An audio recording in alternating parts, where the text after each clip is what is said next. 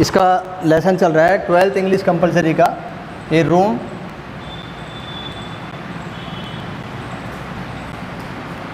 Ten by 8, a room 10x8। इसके जो writer हैं, ऑथर हैं KS दुग्गल। करतार सिंह दुग्गल। करतार सिंह दुग्गल जो है ये पंजाबी और इंग्लिश दो लैंग्वेज हैं, पंजाबी और इंग्लिश दोनों के राइटर हैं, दोनों में ही लिखते हैं और बहुत अच्छे लेखक हैं, भारतीय लेखक हैं। इन्होंने बहुत सारी कहानियाँ लिखी है, नोवेल्स लिखे हैं, उपन्यास लिखे हैं और ऐसे इनके जो सब्जेक्ट मैटर है बहुत ही प्रभावी इन्होंने थीम्स लिए हैं। ये जो लेसन रूम 10/8 है ये एक प्रकार का सेटायर है। ये सेटायर, सेटायर किस बात का? सेटायर का अर्थ होता है व्यंग्य।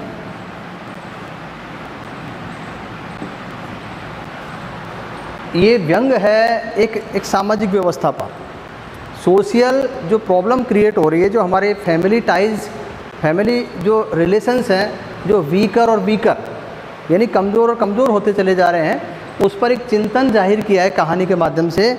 यहाँ जो रूम 10/8 है वो एक मकान का एक नक्शा है। इस नक्शे में मतलब इसकी जो सिचुएशन है इस तरह की है कि ये रूम आ जाता है, यहाँ से ये रूम आ जाता है और इस तरह की सिचुएशंस है। तो ये जो किचन है यहाँ पर,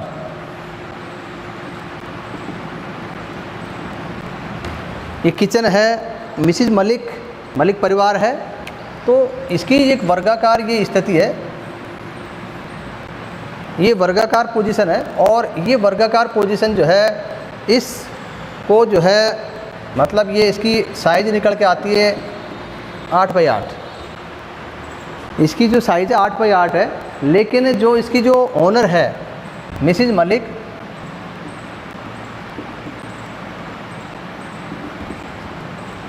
मिसिज मलिक इस प्लॉट की जो कंस्ट्रक्शन की जो हेड है, बनाने वाली है, परिवार में पूरे परिवार को मलिक परिवार कहते हैं। मलिक परिवार मतलब एक फैमिली का एक सरनेम हो गया, लेकिन उसके मुखिया मिस्टर मलिक हैं जो नौकरी करते हैं, बाहर रहते हैं। मिसिज मलिक जो बच्चों की देखरेख भी करती है, परिवार को संभालती है। और ये इन्होंने जो है एक प्लॉट लिया, ये दिल्ली की सिचुएशन है। दिल्ली में प्लॉट लिया और इस प्लॉट को इनको जो है लिए काफ़ी समय हो गया और बार बार मिस्टर मलिक की मतलब सर्विस जो है वो बाहर लगती रही, पदस्थापन होते रहे, उनके ट्रांसफ़र होते रहे और मिस्टर मलिक के बार बार ट्रांसफ़र से फैमिली को जाना पड़ा, बच्चों को भी स्कूल बदलने पड़े। अब मिसिज मलिक भी मतलब इस बात से बार बार ट्रांसफ़र से वो ऊब चुकी थी और संयोग ऐसा हुआ, ये किस्मत की बात थी बाई लाख कि मिस्टर मलिक जो थे वो दिल्ली में ही शिफ्ट हो गए, उनका ट्रांसफ़र दिल्ली में हो गया। अब की बार जब दिल्ली में ट्रांसफ़र हुआ तो it was the time when she had decided finally that if he is transferred again the family would be settled permanently in Delhi, whether Mr Malik goes single. मतलब उनका ये हो गया था, तय कर लिया कि चाहे वो अकेले ही चले जाएं, वो अकेले सर्विस पे चले जाएं, लेकिन वो बार बार ट्रांसफ़र से ऊब चुकी थी और अब की बार ये तय हो गया था, ये कर लिया था फाइनल, पूरे परिवार ने कर लिया था कि बच्चे दिल्ली में ही रहेंगे, चाहे वो अकेले नौकरी करेंगे और दिल्ली में रहेंगे तो मकान का निर्माण भी शुरू कर दिया और इस तरह से प्लानिंग बना दी गई। अब उसके लिए काफ़ी दिनों तक नक्शा बनाने की तैयारी की गई। नक्शा बनाने के लिए मिस्टर मलिक भी शामिल थे। इसमें 3 व्यक्ति थे, मिसिज मलिक, साथ में मिस्टर मलिक और आर्किटेक्ट।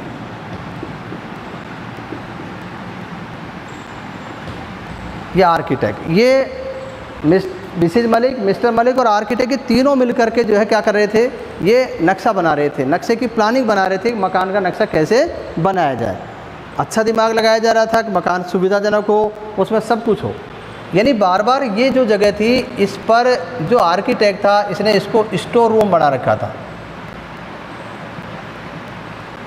आर्किटेक्ट के हिसाब से ये स्टोर रूम था, ये कोई रूम नहीं था, स्टोर रूम था। और बार बार जब नक्शा बनाया जा रहा था, जब पेश किया जा रहा था, ड्राइंग तैयार हो रही थी, तो ड्राइंग के टाइम 3 बार कह चुकी थी मिसेज मलिक, 2 बार पहले कह चुकी, 3 बार कह चुकी थी कि इसको बड़ा किया जा सकता है, इसको बड़ा किया जा सकता है, ये जो वर्गाकार है इसको आयताकार बनाया जा सकता है। इस रूम को, दिस रूम माइट बी 10/8, मतलब ये 8/8 का जो कमरा है 8/8 का था, तो वो 10/8। इस बात को एम्फेसिस दे रही थी, जोर दे रही थी कि कमरा, रूम जो है 10/8 का होना चाहिए। और उसका सजेशन था, उसका कारण बता रही थी कि वहाँ पर एक स्टोर रूम की आवश्यकता थी और स्टोर रूम भी बड़ा होना चाहिए। और मिस्टर मलिक भी इस बात को मानते थे कि जो अलमारियाँ हैं, जो बक्से हैं, संदूक हैं, उनमें जिनमें सामान भरा जाता है उनको भी सरकाया जा सके, हिलाया जा सके, इसलिए स्टोर रूम बड़ा होना चाहिए। लेकिन जब तीसरी बार आर्किटेक्ट के सामने मिसेज मलिक ने ये प्रपोजल दिया आर्किटेक्ट के सामने, तो उस समय मिस्टर मलिक जो थे वो अपने किसी मित्र से, किसी जानकार से फ़ोन पर बात कर रहे थे, उनका फ़ोन पर ध्यान था। लेकिन मिसेज मलिक ने जब आर्किटेक्ट से बात करी तो उन्होंने ये कहा कि ये कमरा 10/8 हो सकता है, ये कमरा स्टोर में काम लिया जा सकता है और बाद में मेरी जो मदर इन लॉ है उनके भी काम आ सकता है। मतलब उनका कहने का मतलब ये था कि वर्तमान में ये अभी कमरा 10/8 का हो और इसका उद्देश्य उसका मदर इन लॉ के लिए था। मदर इन लॉ के लिए मतलब 10/8 का कमरे का स्टोर को पर्पस हटा करके उन्होंने कहा कि ये अभी 10/8 का कमरा बन सकता है और बाद में स्टोर रूम बन सकता है। इसको स्टोर में यूज किया कब, जब वो व्हेन शी इज़ डेड, जब वो मर जाएगी। ये मतलब शब्द कहा नहीं, लेकिन आफ्टर हर, मतलब उन्होंने कहा कि after her it would be used as store room, यानी उसके बाद का मतलब है कि मेरी मदर इन लॉ जब ख़त्म हो जाएगी। तो इस तरह का उनका सोच था। इस बात को सुन करके ये जो आर्किटेक्ट था वो भी मतलब चिड़चिड़ा हो गया, वो भी परेशान हो गया, उनको उनकी जो शब्द था उस पर उनको बड़ा धक्का लगा। तो ये एक मनोदशा थी मिसेज मलिक की। मिसेज मलिक एक यहाँ पर सिंबल है मॉडर्न जो थॉट्स हैं, मॉडर्न जो हमारी जनरेशन है, मॉडर्न जनरेशन जो आधुनिक जो पीढ़ी है उसका यहाँ पर एक सिंबल है, ये प्रतीक है, ये सिंबल है मिसेज मलिक। मिसेज मलिक किसकी सिंबल है? मॉडर्न जनरेशन, मॉडर्न जो सोसाइटी, जो आधुनिक जो समाज है, आधुनिक हमारी पीढ़ी है, उसकी प्रतीक है। और यहाँ जो गैप आ रहा है, जो इंडिफरेंस जो आ रही है, एक सबसे बड़ी बात है इंडिफरेंस।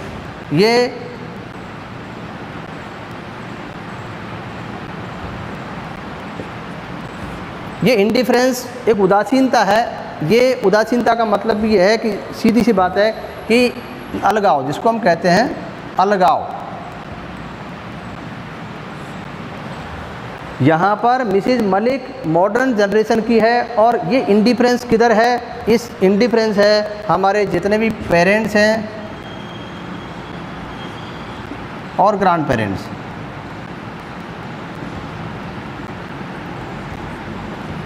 तो यहाँ पर मिसेज मलिक की जो सास है वो प्रतीक है पुरानी पीढ़ी की, वो सिंबल है पुरानी पीढ़ी की, और जो मिसेज मलिक है वो प्रतीक है मॉडर्न जनरेशन की, आधुनिक पीढ़ी की। अब यह गैप है, एक इंडिफरेंस है, अलगाव है। और यही बस हमारे मतलब वर्तमान समाज का एक बहुत बड़ा दुर्भाग्य है, जिसको एक सैटायर के माध्यम से, एक आयरनी के माध्यम से के.एस. दुग्गल जो राइटर है, करतार सिंह दुग्गल, इस समाज के ऊपर एक करारा प्रहार शब्दों के माध्यम से करते हैं। उस भाषा शैली को एक कहानी के रूप में प्रस्तुत किया गया। किस तरह से एक स्टोरी प्रेजेंट की गई है कि मिसेज मलिक अपने पति के साथ वहाँ पर चर्चा करती है, पति फ़ोन पर है लेकिन वो बात कर रही है, तब उसका पूरा होल्ड खुद का है, वो अपनी सास के बारे में नहीं सोच रही, गलत सोच रही है। और होता ये है कि किस्मत से मकान का भी नक्शा बन ही रहा था और मिस्टर मलिक का ट्रांसफ़र हो गया। मिस्टर मलिक जो है जब उनका ट्रांसफ़र हो गया तो मिसेज़ मलिक को ही ये काम करना था, मकान तो बनाना था, पहले से निश्चित था। मिस्टर मलिक जा चुके थे, मिसेज़ मलिक ने मकान बनाना शुरू कर दिया। उन्होंने दिन रात एक कर दी, वो मकान की मालिकन थी। वो यहाँ तक कि उन्होंने मकान में जो मिस्त्री थे, राज मिस्त्री थे, उनको सामान पहुँचाने में, पत्थर उठाने में, मसाला देने में हर तरह की उसने मदद की, यानी बहुत मेहनत करी। और एक हम पर्सनल कैरेक्टर की बात करते हैं, मिसेज़ मलिक जब वहाँ गई तो उसका जो कैरेक्टर है, मिसेज़ मलिक का जो कैरेक्टर है, वो मकान बनते समय जो पड़ोसियों से जो उसका व्यवहार था वो बहुत ही सोशल था और बहुत ही एंजॉयफुल, मतलब उसका एटीट्यूड था। मतलब ऐसी बात बड़ी रुचि से बात करती थी, सोशल और एंजॉयफुल होकर के बात करती थी। और she was mixed with everyone, मतलब हर महिला से, हर व्यक्ति से, जो पड़ोसी थे उनसे उसका बहुत अच्छा व्यवहार था। हम पर्सनली बात करते हैं तो Mrs Malik was a good lady. She had the habit to talk everyone, मतलब प्रत्येक व्यक्ति से बात करने की उसकी आदत थी और बहुत अच्छी लेडी थी। लेकिन हम बात करते हैं, जब परिवार की बात करते हैं तो फैमिली जो बॉन्ड्स होते हैं, ये सबसे आवश्यक होती है सोसाइटी में फैमिली बॉन्ड्स ये सॉलिड होने चाहिए, ये सॉलिड होने चाहिए। इसके लिए क्या होना चाहिए, हमें इंटरेस्ट होना चाहिए, एक अटैचमेंट होना चाहिए,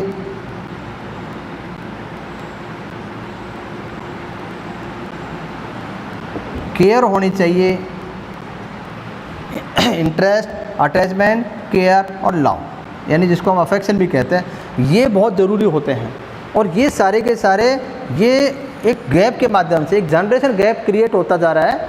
उस जनरेशन गैप की वजह से ये सब टूट रहे हैं, ये दे आर ब्रेकिंग, मतलब ये जो फैमिली बॉन्ड्स के, जो सोसाइटी के जो टाइज हैं वो टूटते चले जा रहे हैं। तो यहाँ पर अगर हम पर्सनली बात करते हैं तो मिसेज़ मलिक का कैरेक्टर बहुत अच्छा है, व्यक्तिगत तौर पर बहुत मेहनती है, मकान में खुद काम करवाती है, खुद देख रेख करती है और मकान के लिए वो मतलब यानी पूरा ध्यान देती है। और बहुत ही मितव्ययी महिला है, कोई अपव्ययी महिला नहीं है, ऐसा नहीं है।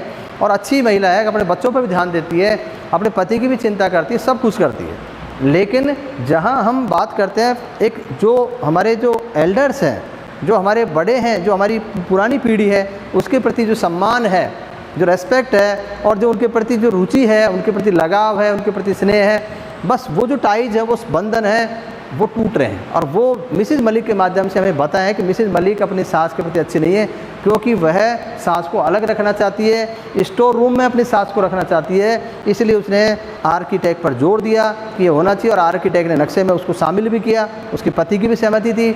और पति जब ट्रांसफ़र हो गया तो मकान का काम चालू हो गया और मकान बनने लगा, मकान बन चुका था। अब मकान जब बनने लगा तो उस समय चूँकि उनके पति बाहर थे, मिसेज़ मलिक जो है वो ये सोच रही थी कि अब मेरे जो बच्चे हैं, मेरे बेटे और मेरे जो बेटी है, अब ये मेरे साथ शिफ्ट होंगे। लेकिन उससे पहले ही वो किराए पर रहते रहे, जहाँ भी वो रहते रहे, जिस मकान में, वहाँ पर उनकी बेटी की शादी की जा चुकी थी। बेटी बड़ी थी, बेटी की शादी हो चुकी थी, अब उनके पास बेटा था और बेटी की शादी करनी थी। और उनको अब ये तैयारी थी कि मकान का मुहूर्त होने वाला है, मकान में शिफ्ट होने वाले हैं और वहीं पर बेटे की शादी की जाएगी। लेकिन ऐसा नहीं हुआ, उससे पहले ही मतलब गवर्नमेंट के द्वारा मकान को अधिग्रहित कर लिया गया। जो मकान बना था उस मकान को, दहली वाले मकान को सरकार के द्वारा अधिग्रहित कर लिया गया। मिसेज़ मलिक बहुत टेंशन में आ गई, लेकिन मिसेज़ मलिक को बाद में राहत ये थी, इस बात की खुशी थी कि मकान का किराया दिया जा रहा था गवर्नमेंट के द्वारा। जो उसको जो कैप्चर किया था तो उसके बदले किराया दिया गया था और किराया बहुत मोटा था। तो मिसेज़ मलिक उस रेंट की वजह से, मोटे किराए की वजह से संतुष्ट हो गई और उन्होंने ये तय कर लिया कि वो जिस मकान में रह रहे हैं, जहाँ रह रहे हैं, वहीं से बेटे की शादी करें। और इस तरह से बेटे की शादी का टाइम आ चुका था, बेटे की शादी हो गई और इस तरह से मिस्टर मलिक अब रिटायर होने वाले थे और उसके बाद में मकान में शिफ्ट होना था। लेकिन मिस्टर मलिक जो है कैसे कोई दुर्घटना हुई या किस तरह की वो हुई घटना, वो मिस्टर मलिक जो है वो चल बसे। मिस्टर मलिक मकान में शिफ्ट होने से पहले ही चल बसे और बेटे की शादी हो चुकी थी। थोड़े दिनों बाद ही, मतलब कुछ समय पश्चात ही, मकान में उनका जो गवर्नमेंट ने जो कैप्चर कर रखा था वो खाली कर दिया गया, क्योंकि उन्होंने काफ़ी लड़ाई लड़ी थी। मिसेज मलिक ने बहुत प्रयास किए थे मकान को खाली कराने के लिए, तो वो बाद में मकान खाली हो गया। जब खाली हो गया तो परिवार शिफ्ट हो गया। शिफ्ट होने से पहले मिसेज मलिक ने उस मकान के बारे में बहुत सोचा कि किस तरह उस मकान में उसने खड़े रह करके खुद ने ईंट मिस्त्रियों को दी थी, खुद ने जो है पसीने में तर होते हुए वह काम किया था, वर्षा में भीगते हुए काम किया था, वो सब खाना पीना भूल गई थी, भूखे रह के काम किया था। अब उस मकान से उसका अटैचमेंट था, अब वो जो है मतलब बहुत ज़्यादा, और उसकी सास पहले ही ख़त्म हो चुकी थी। अब मिसेज मलिक के पास केवल बेटा है, उसकी जो बहू है वो है और खुद है, 3 है। उसकी जो सास थी वो पहले ही ख़त्म हो चुकी, मिस्टर मलिक भी ख़त्म हो चुके हैं और मिसेज मलिक की बेटी की शादी पहले हो गई। अब 3 है, मिसेज मलिक है, मिसेज मलिक का बेटा है और मिसेज मलिक की जो है डॉटर इन लॉ है। अब ये जो मिसेज मलिक है इसकी जगह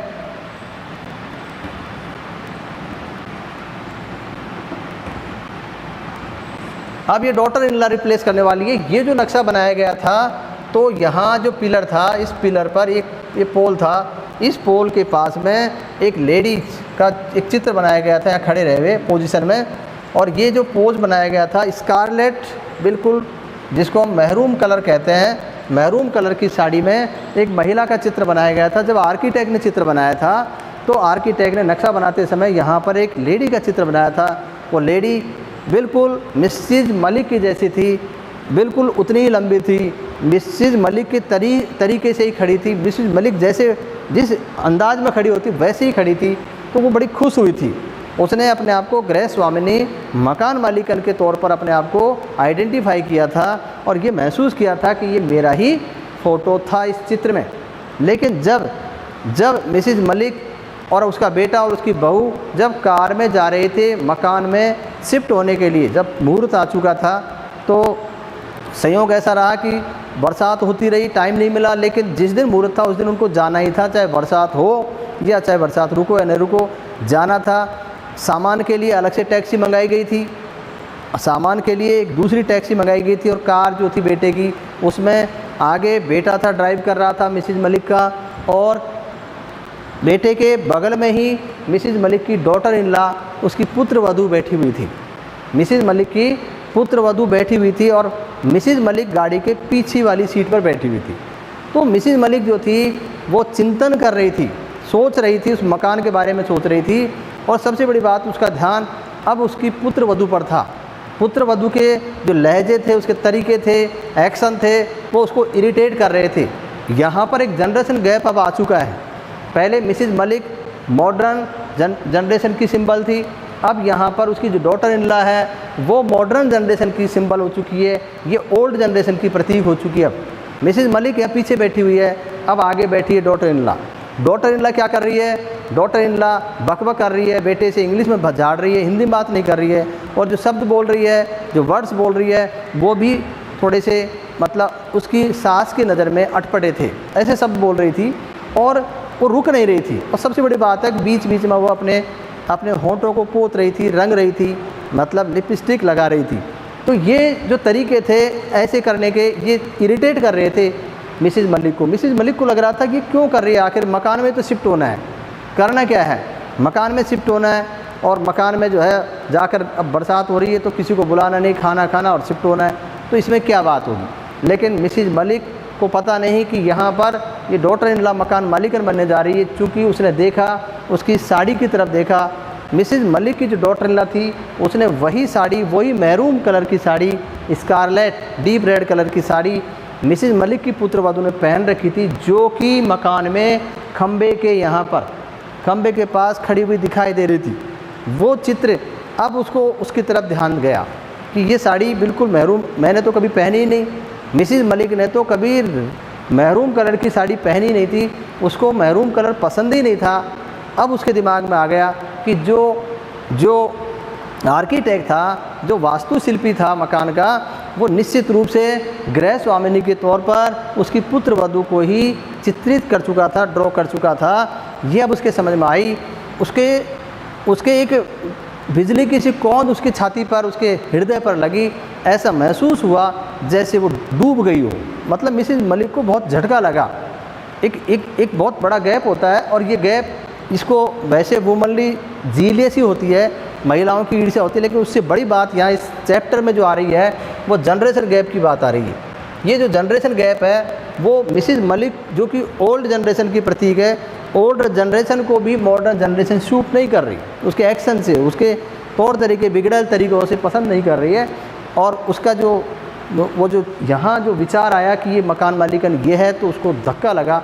लेकिन वो बैठी बैठी विचार करते करते वो चली रही और गाड़ी पहुंच गई। और उसकी बहू तुरंत उतर करके जो ही गेट पे पहुँचे तो पुत्र वधू जाके खड़ी हो गई, उसी अंदाज में, उसी साड़ी में, उसी रंग में जिसमें कि ड्रॉ किया गया था, जिसमें चित्र बनाया गया था, वास्तुशिल्पी द्वारा जो चित्र बनाया गया था, उसी अंदाज में वो खड़ी थी। मिसिज़ मलिक को बेटा भूल गया, जो गेट खोलना वो बेटा भूल गया। जल्दीबाजी में, उत्साह में, मकान में पहुंचने के उत्साह में मिसिज़ मलिक गाड़ी में बैठी थी। बेटा उतर कर सामान उतरवा रहा था, और पुत्र वधू जो थी वहाँ खड़ी खड़ी निर्देश दे रही थी, वहाँ पर इंस्ट्रक्शन दे रही थी। उन पीछे वाली जो टैक्सी थी जिसमें सामान थे, मिसिज़ मलिक की गाड़ी में भी कुछ सामान थे, उसको उतारने के लिए नौकरों को निर्देश दे रही थी। बेटे को भी कह रही थी उसके। तो इस तरह से मिसिज़ मलिक को अब एक झटका सा लगा, उसको उदासीनता आई, और मिसिज़ मलिक को ऐसा लगा जैसे उसको रुचि नहीं थी खाने की। अब वो खाना भी नहीं खाना चाहती थी। बेटे को एकदम से याद आई कि मेरी माँ रह गई। तो बेटा जल्दी से वापस गया और उसने कहा माँ ध्यान नहीं रहा। तो माँ को लेकर के गया गेट खोल के, और उस माँ को एंट्री कराया मकान में। और फिर जब वहाँ गया तो माँ जो है बड़ी, मतलब माँ बेटे के साथ जा रही है, लेकिन बड़ी उदासीन होकर जा रही है। उसके चेहरे पर रौनक नहीं है, जबकि मकान का मुहूर्त है। मकान में एक जोश होना चाहिए था। मिसिज़ मलिक बहुत निराशा के मूड में एंट्री करती है। उसके अंदर वो चार्म नहीं है जो उसके चार्म था, जो बनाया जब जो रुचि थी वो नहीं है। और अब वो बेटे से मना कर देती है कि मुझे खाना नहीं खाना है, मुझे भूख नहीं है। जबकि पहले उसको भूख थी, उसने खाना नहीं खाया। लेकिन जब से उसने अपने पुत्र वधू के बारे में, चित्र के बारे में सोचा था, जब से उसकी साड़ी को देखा था, तब से वो बहुत चिंतित हो गई थी। और अब बेटा उसको कह रहा है कि माँ अगर आपको खाना नहीं खाना है तो आप रेस्ट करिए। इतने में ही उसी टाइम पे, एट दैट टाइम, जो डॉटर इन लॉ है, उसी समय डॉटर इन लॉ ये कहते हुए अपनी सास को, अपनी mother in law Mrs Malik को कहते हुए कि आप उस रूम में आप आराम कर लीजिए, तो वो इशारा करती है कि इस कमरे की ओर ले जाती है, रूम 10/8। जो ही 10/8 जो स्टोर रूम है, उस कमरे के लिए जो ही वो इशारा करती है, वो कहती है कि उसमें आप रेस्ट करिए। मिसिज़ मलिक को और झटका लगता है। मिसिज़ मलिक को बहुत ज़्यादा करारा झटका लगता है। वो बहुत ज़्यादा उदासीन हो जाती है, और उससे भी ज़्यादा उदास तो जब होती है जब वो अंदर प्रवेश करती है और बाहर उसकी बहू की आवाज़ सुनती है, जो बहू कहती है कि मकान तो बहुत अच्छा है, मकान तो बहुत अच्छा है, लेकिन मकान में यदि ये स्टोर हो जाता, यदि एक स्टोर हो जाता, इसमें मकान में स्टोर नहीं है, तो मतलब अच्छा रहता है कि ये मदर इन लॉ वाला रूम जो है ये स्टोर बन जाए। मतलब कहने का मतलब ये है कि जो भावना मिसिज़ मलिक ने अपनी सास के प्रति रखी, वही शब्दों के माध्यम से उसकी जो पुत्र वधू है, डॉटर इन लॉ है, उसने आज व्यक्त कर दिया है। तो एक कहावत है, एज यू सो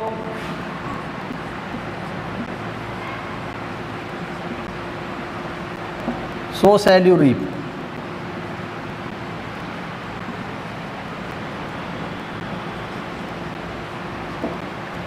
जैसा आप बोओगे वैसा ही आप पाओगे, काटोगे।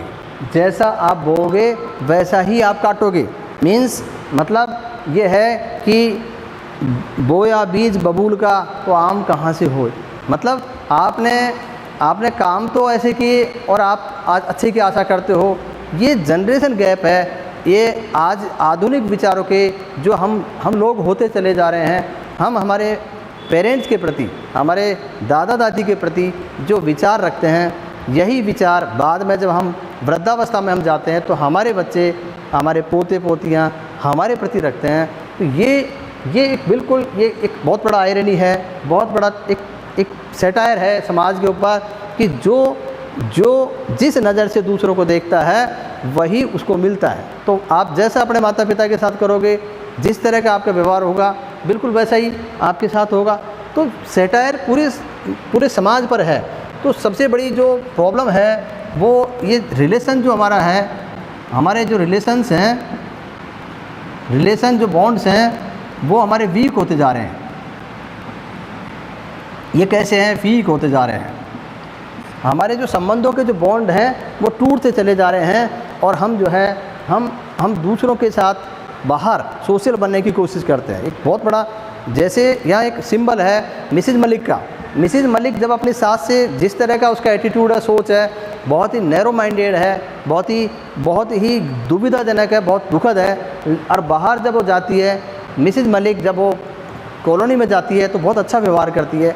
तो ये दो बातें हैं इस लेसन में। एक तो रूम 10/8, तो टाइटल इज़ अप्रोप्रिएट। आपसे पूछा जाए कि how can you say that the title 10/8 is appropriate, we can say that the title 10/8 is appropriate because the story moves on the title 10/8 that is suitable in the story। मतलब कहानी में बिल्कुल suit कर रहा है, घुमा फिरा के पूरी 10/8 पे आती है।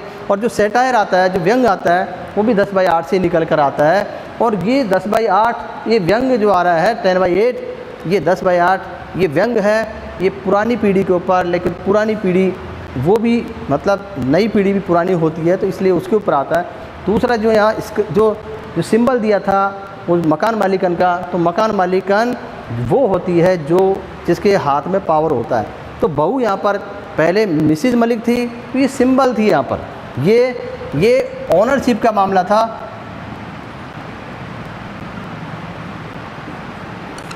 ये जो महिला का चित्र था ये ऑनरशिप का था। और ऑनरशिप परमानेंट नहीं होती है समाज में। आज हमारे पास पावर है, आज हमारे पास रेस्पेक्ट है, आज हमारे पास यदि वेल्थ है, तो ये हमारी नहीं है, ये भी ट्रांसफ़र होने वाली है। तो ऐसे ही संस्कार भी हमारे जो सोसाइटी में जो हमारे संस्कार होते हैं वो भी ट्रांसफ़र होते हैं। यदि हमने किसी के साथ गलत किया तो हमारे साथ भी आने वाली पीढ़ी गलत करेगी। तो इस लेसन में जो के.एस. दुग्गल है एक सामाजिक व्यवस्था पर एक प्रहार करते हैं। ये सैटायरिकल स्टाइल में लिखा हुआ है।